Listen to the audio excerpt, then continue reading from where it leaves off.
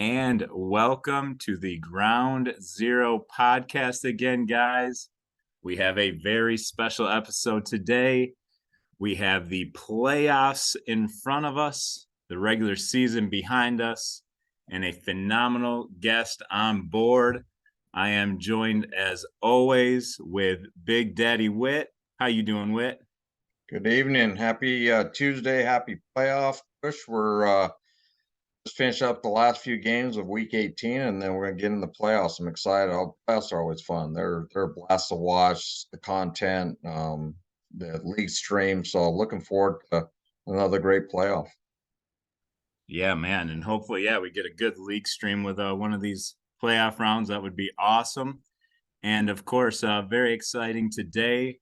Our guest for the playoff edition podcast is the admin himself, Mr. Bellis. How you doing, Bellis? I'm good. Appreciate you guys having me on. Always fun to talk GZ, especially this time of the year when you got playoffs and then the draft and free agency and all that other fun stuff as people try to rebuild or reload with their teams. Yeah, man. And so we got that to go over. We're gonna dive into a little bit of just we saw this regular season. But first, I wanna just dive into a little bit of stuff with John here. So I first, what point did you jump in as admin? Because it wasn't you weren't here at the very beginning. It took a second, right? Yeah, so I joined in Madden 21 after Waltz had asked me probably 5 or 6 different times to give it a shot, and I had never done like a CFM before. But then I kind of took over Jelly's vacant spot after Madden 21. So my first rodeo or first year on the admin team was the glorious and chaotic Madden 22. So it was a kind of a way to get thrown into the fire there, but it's awesome. It's a lot of fun. It's great to be a big part of this league and this community as a whole. As we saw through Madden 22, Madden was a train wreck, but it opened up so many possibilities to play other games and really grow GZ into more than just Madden with FIFA and Chell and 2K and COD and all that other all that other stuff that we do now and have turned this Discord into. That's awesome. So wait, that was your first online big man CFM? Yeah, I mean Waltz, Brumby, Floppy, Pooj, and I used to always play like our own little 5-man fantasy draft ones, but never like a full blown CFM like this. And was hesitant to give it a shot at first because I thought I get steamrolled week in, week out. But it took some convincing, but look where we are now. So Bellis, we all been there. I was there years ago with RML. Joined and got steamrolled and still getting steamrolled sometimes. But what made you what do you like about the CFM and Ground Zero? What's why you in the admin, why you stay and kind of get into what's so special about Ground Zero? I just want to hear it from you. I think when I first joined, I thought it was like really cool how you're taking over a specific team and you're kind of playing that role of some sort of GM, franchise owner, someone that works in sports. It's kind of like my dream job anyway. So it's kind of diving into that aspect and a bit of like a virtual aspect of it. And then, moving into like an admin side of things, I think as I got more involved and I really started to get kind of immersed in the whole idea of a CFM like this. I started helping out with things like the Twitter and did a couple guest hosts on the league stream. And it was just one of those things where, I wanted to find other ways to help GZ flourish at that point and help it be what it is. And so when the opportunity came up, it was one I couldn't refuse. And I kind of like being able to look at ideas and figure out different ways that we can keep it going with, the blog and this podcast and, Chuck's rankings that we just did and league streams and the channel reward points and all the other fun stuff that, continues to have GZ evolve as opposed to just being CFM and you just play your Madden games and that's pretty much it. It's so much more. Yeah, I love that you put out that blog. We need more, buddy. We need we need more of them. I'll work on it. I'll work on it. Yeah, no, it's but yeah, it's getting that extra stuff. Just it shows the involvement, and I think how much everyone cares about the league, and just any extra little bit we can get is fun, and it's good that you added that there for sure. Yeah, absolutely. Yeah, and it's obviously we have a really great group of guys.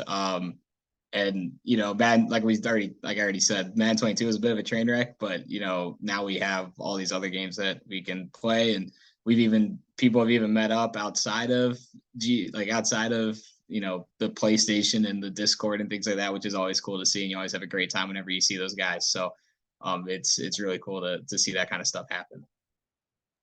Yeah, that's really cool. But and you're part of that original group of friends then from with Noah though, correct? Yeah, to an extent, like I didn't know like Q and Oscar and Ricky too early on. Those guys all went to school with Noah. Me and Rumby went to school together. And then him and Noah lived in the same neighborhood. So I knew Noah, and it was like on that side of the group with him and Pudge. And then eventually obviously gets incorporated in with Ricky and Q and all the other South Bend guys, which is always great. But obviously, yeah, you see those guys that are in your town and in your area. But then obviously, we got Michigan, we got Vegas, we got Seattle turned into Georgia, we got Illinois, we got people all over the map. Pennsylvania, it's really cool. Yeah, no, it's awesome that we're all over the place. But I think one of the special things about this league is that kind of interconnectedness that at least a core bunch of you younger guys have together. I think that's awesome. Helps keep everything in, at least you guys in check, and then us out there on the periphery, we can just enjoy the the fruits of that. Always great when you guys, chime in and tune in and all that good stuff. Though it's always great to see everyone active and around. And then so you're with this Jets team. It's got to be feeling like it's getting right about there, right? Yeah, it was a really fun team. I mean, having pick number 2, I think it was always going to be an interesting pick. I didn't want to take some team that seemed like it was overpowered or already ready to go. I wanted a team that had some promise and some pieces to compete, pretty much right away from a Madden side of things, but some pieces that still needed some development. And, they have all those rookies, Jermaine Johnson, Sauce, Brees Hall, Garrett Wilson. Like they have all these pieces already.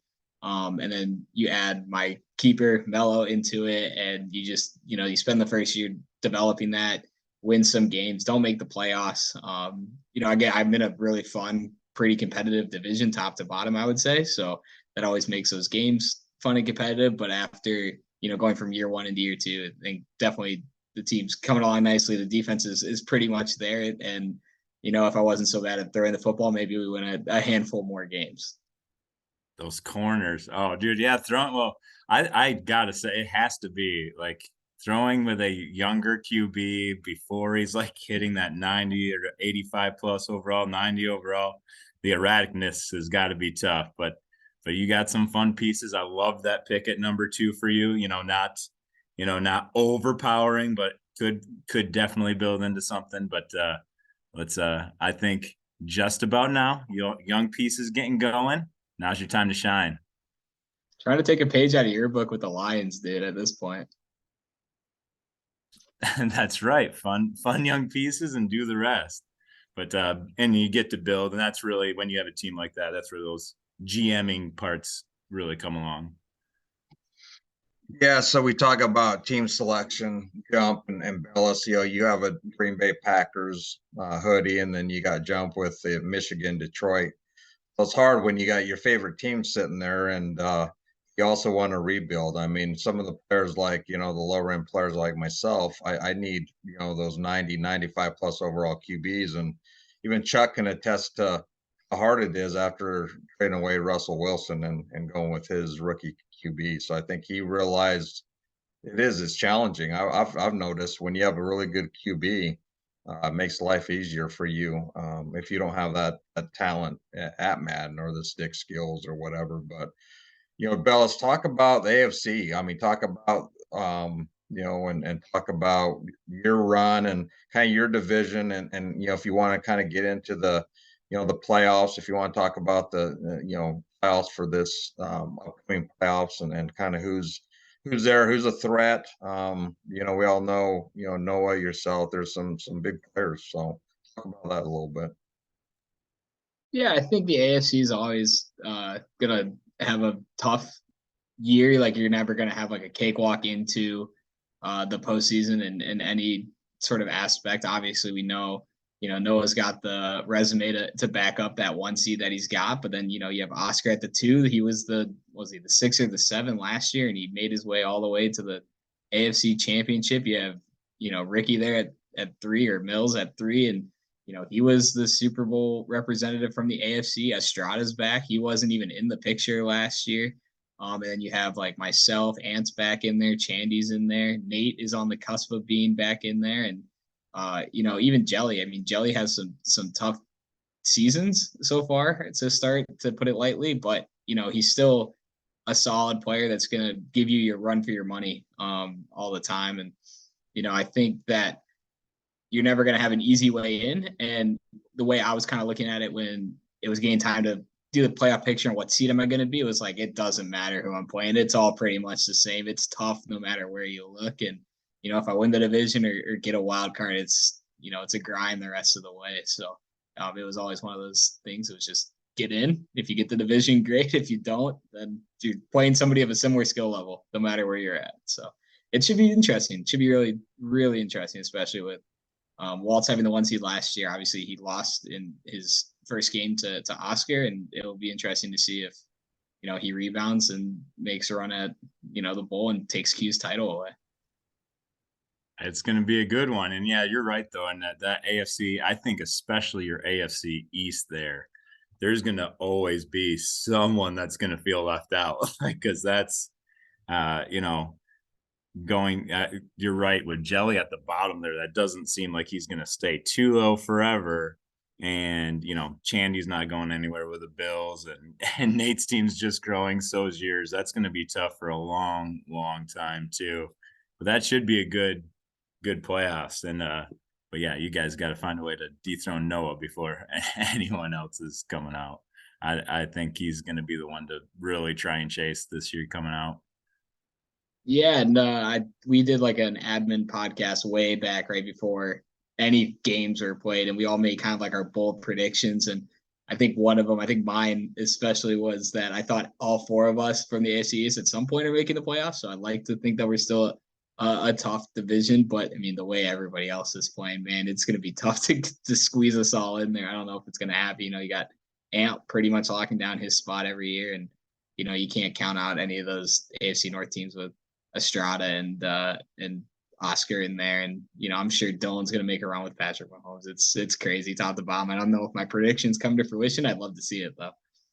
Yeah, and you're right though, and Dylan too, not being a factor in this one really, with so much going on in his life. Let's see, with the potential moves and stuff. Let's see if he gets back on track with the Chiefs, because that's going to be no easier next year for sure. That's how I felt too. It was like, once you get to that playoffs, man, like Bling is the 7. God, like in the NFC, like it is tough everywhere. So I think that's pretty much every game at this point. It feels like someone can knock you off. Flip the script, then jump. Let's NFC it. How are you feeling? How's it feeling in Detroit after your performance this season and seeing your bracket? How are you feeling? Well, I think it is going to be a phenomenal NFC playoff.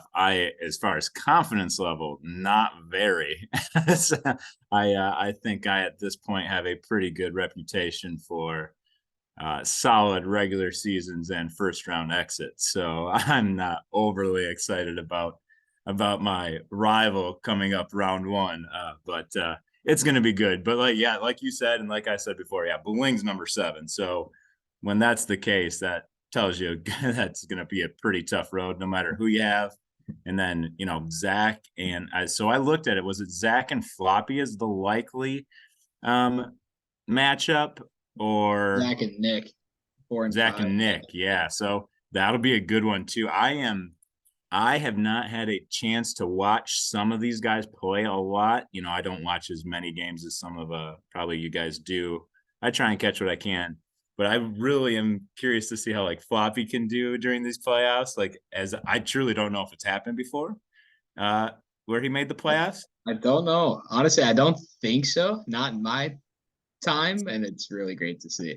So I mean, I'm rooting for myself, but I'm rooting for him. I think everybody in the league will be rooting anytime, you know, someone gets a shot who hasn't had a shot. Because what I think this year's playoffs also pointed out to us is we probably shouldn't expect dramatic turnover every season. There's going to be, you know, it's going to be really hard to break in. I thought like there was going to be a lot of movement, and there is a lot of movement from, I think, like 4 to 10. Like there's a bunch of guys that can make the playoffs that are on the edge, and we'll talk about that. There's you know 4 guys with winning records, I think, that didn't make the playoffs. So that's going to be tough, but you know it's going to be hard to unseat some guys that are in their spots. Like you're going to have your Malibu who doesn't show up for half a season sometimes, and then he's just out of it, right? So there's a playoff contender that's gone, and you know Estrada gets busy and he'll like be in and out with some stuff, and some like Dylan we talked about. But for the most part, Mills is going to be there, Noah's going to be there, Q's going to be there. I'm hoping I'm going to be there. Bling's likely going to be there. Like we're getting the top that we're used to, 8 or so that are probably going to be there. It's going to be a lot of work to break in, and that's one of the things I'm curious about is we know these playoffs, and I'm super excited. I want to see what some of these new guys that I know are in other CFMs that I'm not familiar with, because this is all I do, how they play, right? Because I assume if you're in multiple CFMs, you're a player. So I want to see what they do next season, if they can disrupt a little bit of the way things are right now. So that's always fun. Anytime someone new gets a chance, it's a reason to watch and see what happens. And so that's why I'm really excited for Floppy. You know, Nick is still going to be in those playoffs. He's going to be a tough out in the East.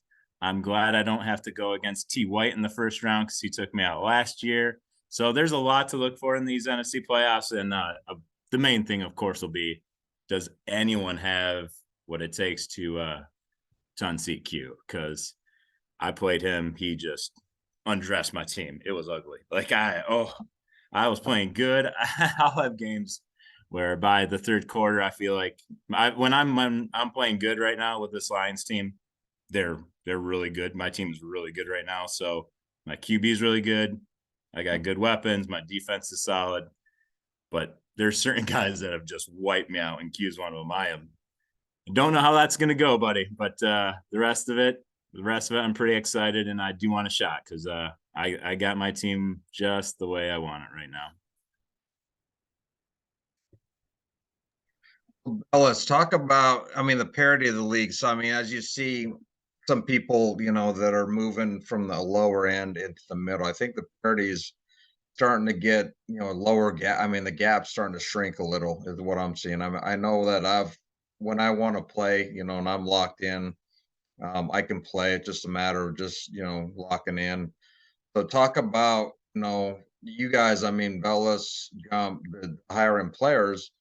Um, I don't know if you guys have, you know, if you guys play in multiple leagues, but talk about your success. I mean, how do you, I mean, in the playoffs, you see the best of the best, which is the best part of the playoffs is you're watching the best guys, and I try to watch it so I can get some pointers or look at kind of what you guys do, so I can like, hey, maybe I need to start doing that, or maybe I need to look at that. But you know, talk about how why how you become so successful, plus on Madden and being able to put together winning seasons. I mean, same with Jump. I mean, he had a good season last year, and he had a better season, I think, this year. So I mean, and it's hard. It's hard because your schedule comes out and you play against the top end guys. So talk about kind of that, if you would.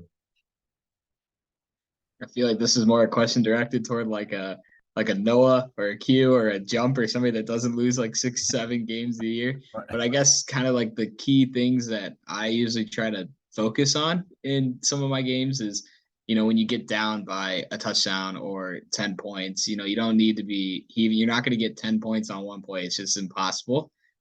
So it's all about just trying to stay as composed as you can and focus on that next drive and kind of will yourself back into the game that way.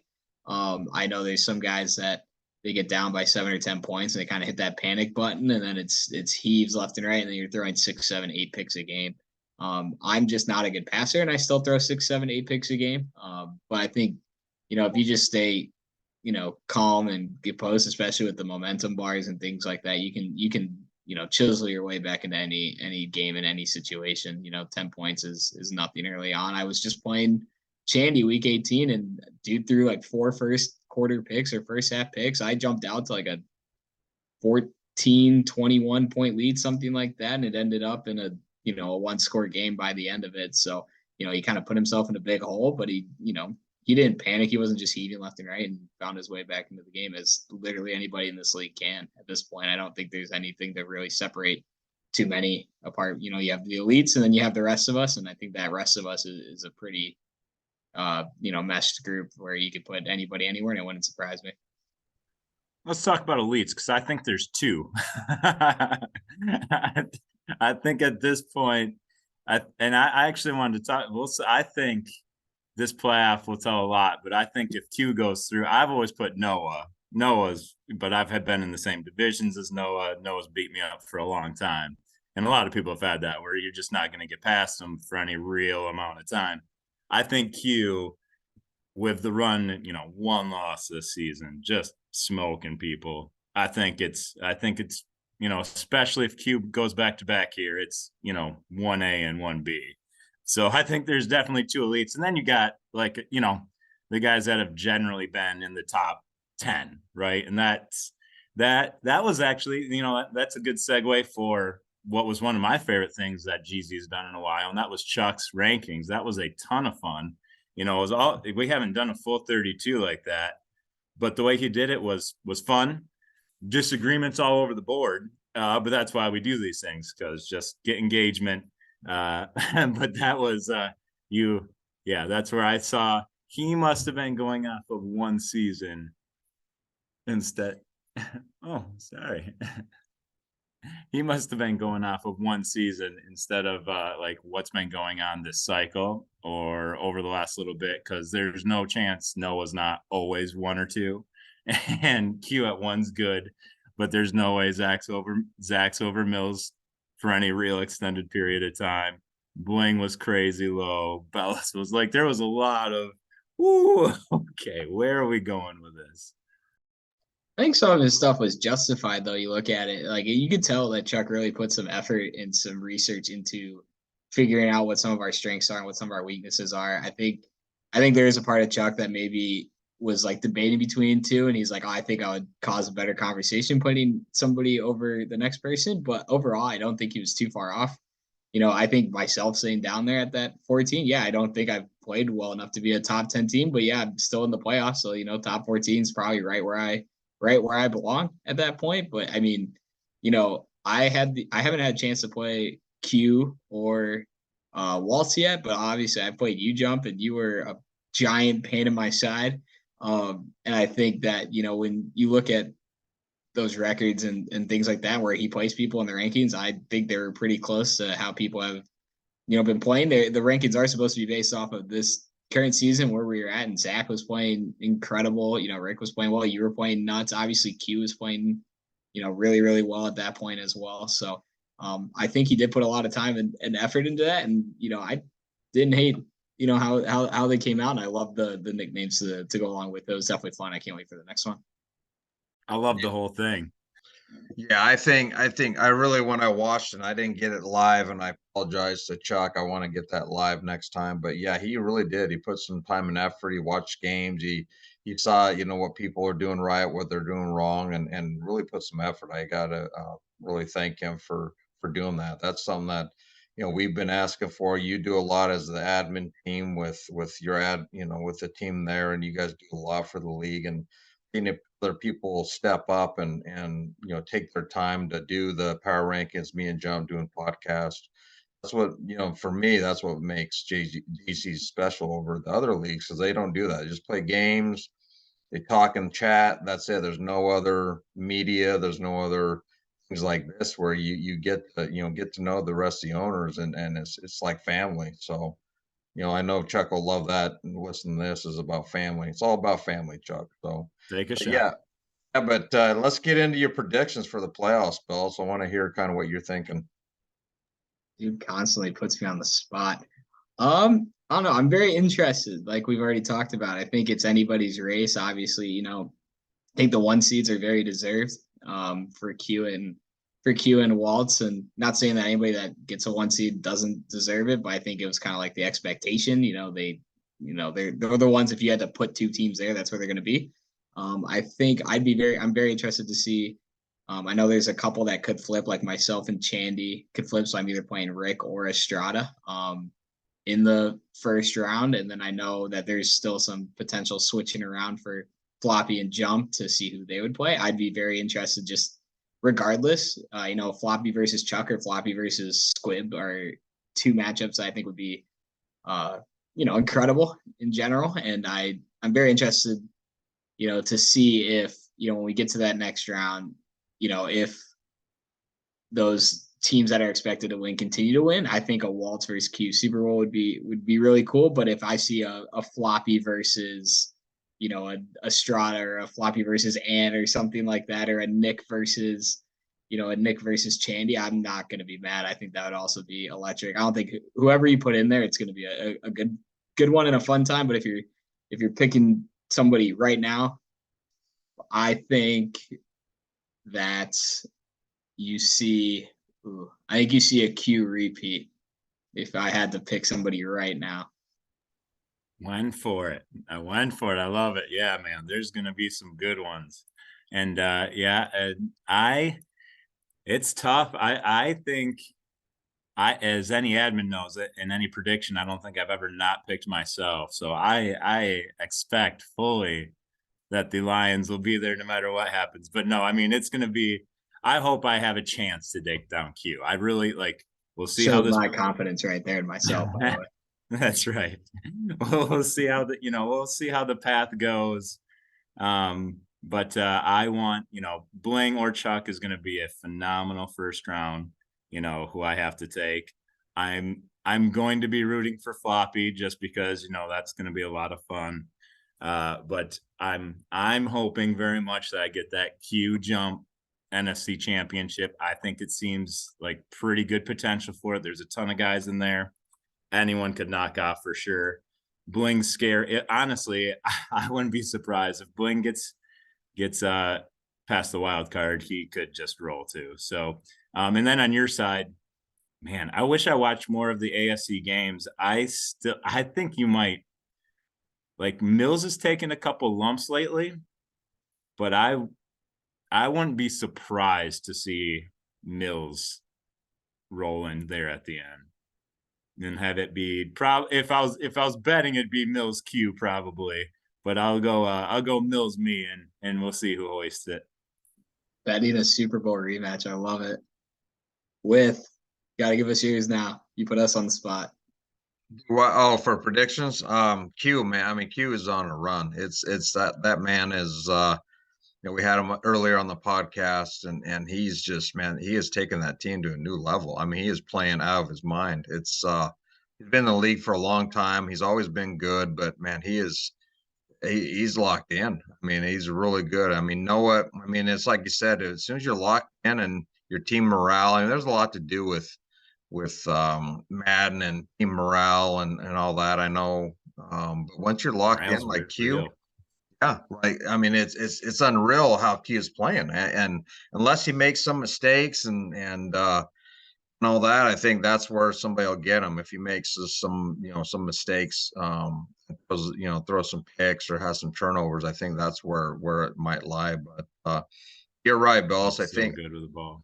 he is. He just locks in and he knows where everybody's going to be. It's insane. But I think your point, Bellis, of you're down 7 points or 10 or 20. I've learned you don't heave. I mean, heaving's only going to just cause worse and worse. I've played against guys that's all they do is heave, and I've beat some really good guys in other leagues. But Whoa! Let's not diss heaving. I've developed a very good game plan based on heaving. Well, there's heaving and there's expert heaving jump, and you're an expert when it comes to heaving because you know exactly when those guys are wide open. And then Nate, I think Nate, I mean, there's some guys we'll talk about next podcast and all that, but I think there's some guys that are going to take a run next year. Nate's one of them. I mean, he played really well the rest of this year. Second half of the year, he turned it on, so I expect him. Dylan, I mean, that's what I like about the parity. I think I'm going to lock in. I've got to work on my team, but I think my team over, the future looks good. But no, Bellis, I'm excited to, have you part of the family, part of this league and running this league. And, talk about, for a few minutes here, talk about, things you'd like to change or things that we could improve on as a league. Well, I don't think there's much that I'd mention about change, but just in terms, I guess I could utilize that time to talk about some stuff that just we have going on, obviously right now and coming up. Obviously we got the College Bowl pick'em, college games start on Friday. Make sure you follow that link in the announcements and join that. The more participants we get, the better the prizes. Chance to help improve your team, and it's free. We're not charging anybody to do that.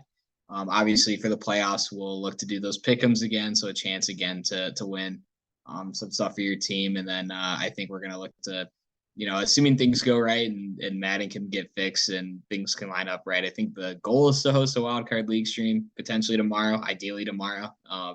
That's assuming that everything gets fixed in Madden. But there's obviously all sorts of opportunities there to get better for your team, and we'll continue to do some stuff and try to put more content on things like the Twitch because we did update our channel points rewards to make them more attainable. You don't have to get 100,000 points to get a superstar. We've dropped everything basically in half and then some, so there's going to be a bunch of people that are in the realm of potentially getting an extra trade or an extra blockbuster trade for a year, getting a contract reset, things like that, earning a star dev. And then if you get up to about, I think the highest is 50,000 points as a superstar now. So use that time to shamelessly plug all our stuff, the Twitter. Whenever I put the blogs out, go check those out. Obviously the content you guys are putting out here for us and all the stuff that's yet to come.